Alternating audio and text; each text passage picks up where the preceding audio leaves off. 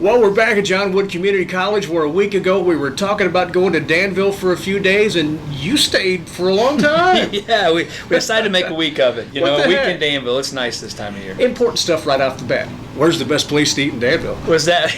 Well, that's a good question. That's a good question. We found a good little breakfast joint downtown, sort of off the beaten path, and so we spent a couple days in there. And once you eat one place and you win that night, you do the exact same thing the next day. So Perfect. we didn't have a huge variety, but whatever we did tended to work through most of the week.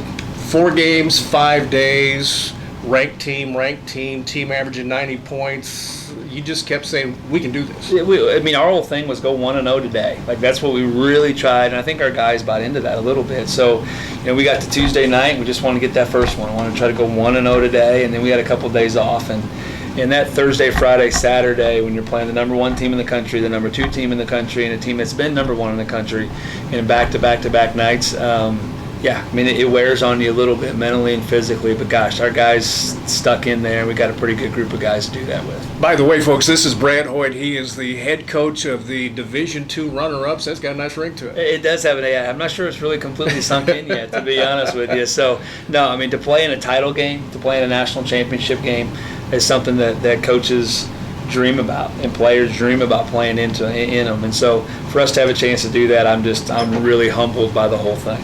Talking about that, we could go over every game and do all that stuff, but I'd like to kind of look at just the overview.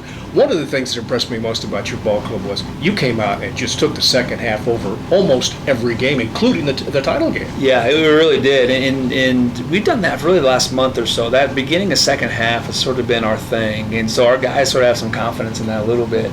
Going to halftime, kind of regroup, try to make some adjustments if we can, but just almost take a big deep breath. We don't play a ton of guys. We didn't play a ton of guys, so for them to have a little bit of an extended break, sort of take a breath, sort of evaluate what's going well, what's not going well. Our guys really responded, and they did. The title game, I really thought we had a chance to go backwards and just sort of cash it in and kind of be done. And it tells you a lot about the quality and the character of our guys. So talking about the title game, you get down 12-1, and the old saying is when you're in a ditch, stop digging. But You guys came back and made a game of it. You were still down by as many as 23. Yeah. But then late in the game, you cut the game to 5, and they stopped play. Talk about that. Yeah, it was a 5-point game, and Paxton Harmon hits a shot.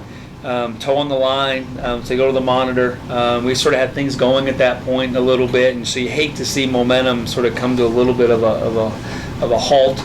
But they went to the monitor, counted it 2 instead of a 3, and we got to 5 twice, and had chances and had shots from the right guys at the right time. And people talked a lot all week about how well we shot the basketball.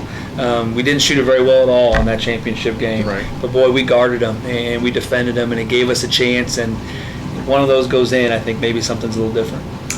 We need to get Paxton Harmon, who, by the way, was an all-tournament selection, along with Jordan Johnson. But we need to get him a name tag, because when they announced the all-tournament team, he was Harmon Paxton, and then in one of the write-ups, he was Paxton Smith. I saw that, yeah. I was like, well, that's okay, but my name is. Yeah, I think that's that right, should yeah. work. But you have to be happy with. That's silly. That's take 2. You really have to be happy with the effort that you put forth moving into this thing. It's a little unexpected. Yeah, I think so. Yeah. You go into a tournament like that unseeded.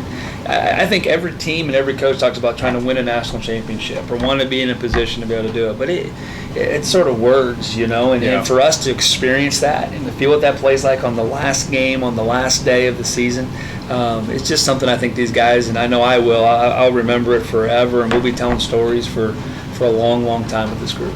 They are the Blazers, 24-12. They're the Division II so the junior college runner-ups this year. We'll be back to talk about the wonderful homecoming and the welcome home after we hear this from John Wood Community College. But Dad, you never went to college. And that hit me right in the heart. Taking classes at John Wood has advanced my career. Manufacturing has given me a great quality of life. And then the boys turn around and say, Papa, did you make that? I didn't make that, but I was part of that. My name is David Del Castillo. I have attended John Wood Community College, and I am living the American dream. Back with Brad Hoyt here at John Wood.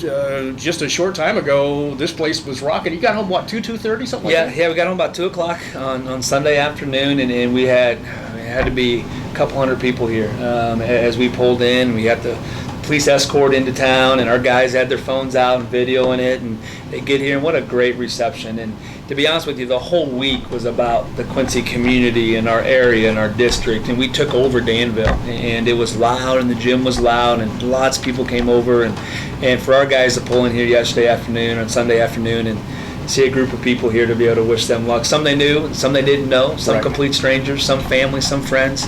Again, it speaks to the experience that we've been able to go through. You know, people talk about jumping on the bandwagon at the end of the year, but I've always been a proponent of who cares? You're here, experience this, because this is something that who knows when it'll happen again. Yeah, and it's a big time thing. It's a Right. special deal. So the bandwagon thing is fine. And Yeah. I think if you make the run that we did, and a year ago we're talking about going to the national tournament for the first time in 20 plus years, and so that was kind of a big deal, and try to sort that out. And for us to get to the national title game, we want people to experience it with us. I think that's part of who we are as a program and what we are as a college. You were almost overlooked at the awards ceremony. They gave away all this stuff, and you gave your award to Nicole Landis. Talk to me about that. Yeah, Nicole's a huge part of our program. I mean, she, our biggest fan, our one that she'd already, last night she kept telling me when we got in town on Sunday about next year, can't wait till next year and do it again next year. So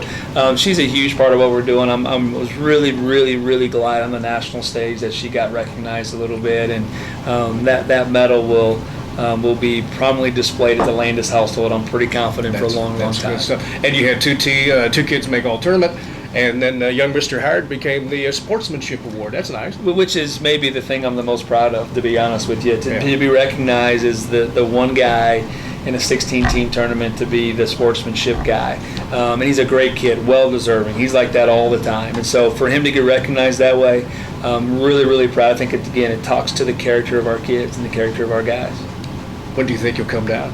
I don't know. I don't know. I don't know. It's all new, So I'm sorting it out as I go. And I think there'll be some moments where we sit back and sort of understand what we've been able to accomplish. And again, the worst part is I don't get to coach these guys again.